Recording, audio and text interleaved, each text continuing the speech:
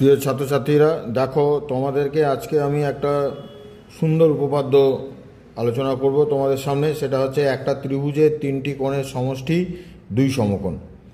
তো ক্লাস 8-এর এটা একটা উপপাদ্য। তো একটা ত্রিভুজ আমরা এখানে দেখতে পাচ্ছি, দেখো এ বি সি একটা ত্রিভুজ, তার এ কোণ, বি কোণ এবং সি কোণ, এই তিনটে কোণের যোগফল হচ্ছে দুই সমকোণ, অর্থাৎ কোণ এ প্লাস কোণ বি প্লাস কোণ সি, এই তিনটে কোণের যোগফল 180 ডিগ্রি, অর্থাৎ দুই সমকোণ আমাদেরকে প্রমাণ করতে হবে।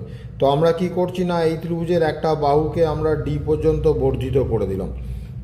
যদি বর্ধিত করি তাহলে দেখো একটা বহিস্থ কোণ উৎপন্ন হয়েছে, সেই কোণটার মান হচ্ছে এসিডি। তো আমরা দেখো প্রিভিয়াস ক্লাসেই প্রমাণ করেছি এই বহিস্থ কোণটা কার সঙ্গে সমান না, এই যে বিপরীত অন্তস্থ কোণ রয়েছে সেই অন্তস্থ কোণ দুটির যোগফলের সঙ্গে সমান, এ কোণ এবং বি কোণের যোগফলের সঙ্গে সমান।